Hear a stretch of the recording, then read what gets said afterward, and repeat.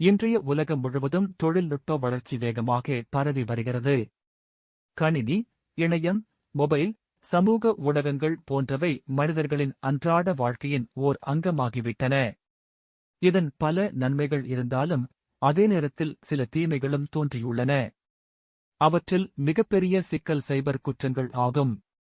சைபர் குற்றம் என்பது கணினி அல்லது இணையத்தை பயன்படுத்தி சட்டத்திற்கு முரணான செயல்களை செய்வதை குறிக்கிறது.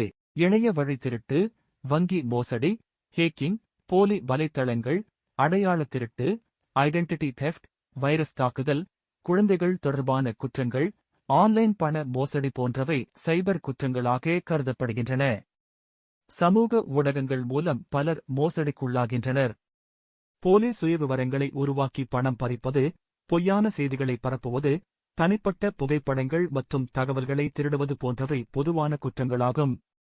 மேலும் வங்கி கணக்குகளை ஹேக் செய்து பணத்தை பறிப்பது, கிரெடிட் கார்டு விவரங்களை திருடுவது போன்றவை அதிகரித்து வருகின்றன.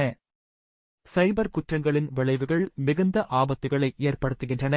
பாதிக்கப்பட்டவர்களின் தனியுரிமை, பிரைவேசி மற்றும் பாதுகாப்பு, செக்யூரிட்டி குலைவதோடு பொருளாதார இழப்புகளும் ஏற்படுகின்றன.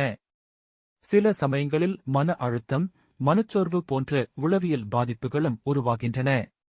சைபர் குற்றங்களை தடுக்கும் பொருட்டு அரசு பல சட்டங்களை இயற்றி வருகிறது. இந்தியாவில் இன்ஃபர்மேஷன் டெக்னாலஜி ஆக்ட் 2000 மற்றும் அதனுடன் தொடர்புடைய சட்டங்கள் மூலம் குற்றவாளிகளை தண்டிக்க நடவடிக்கை எடுக்கப்படுகிறது. அதே சமயம் ஒவ்வொருவரும் தங்களது தனிப்பட்ட தகவல்களை பாதுகாப்பாக வைத்துக் கொள்ள வேண்டும். சந்தேகமான இணைப்புகள், லிங்க்ஸ் மற்றும் அறியப்படாத ஆப்கள் வலைத்தளங்களை தவிர்க்க வேண்டும். இளைஞர்களுக்கு சைபர் பாதுகாப்பு பற்றிய விழிப்புணர்வு மிக அவசியம். வலுவான கடவுச்சொற்கள், பாஸ்வேர்ட்ஸ், இருநிலை உறுதிப்படுத்தல், டூ ஃபேக்டர் ஆதென்டிகேஷன், வைரஸ் எதிர்ப்பு மென்பொருள், ஆன்டிவைரஸ் போன்றவற்றை பயன்படுத்த வேண்டும். மேலும் இணையத்தில் பகிரப்படும் தகவல்களில் எச்சரிக்கையுடன் இருக்க வேண்டும். முடிவாக, சைபர் குற்றங்கள் இன்று உலக நாடுகளின் முன்னேற்றத்திற்கு பெரிய சவாலாக உள்ளது. தொழில்நுட்ப வளர்ச்சியை முழுமையாக அனுபவிக்க சைபர் பாதுகாப்பை கடைபிடிப்பது ஒவ்வொருவரின் கடமையாகும். பாதுகாப்பே சிறந்த முன்னேற்றத்தின் அடிப்படை என்பதை கருத்தில் கொண்டு வாழ்வது மட்டுமே நம் சமூகத்தை பாதுகாப்பாக மாற்றும்.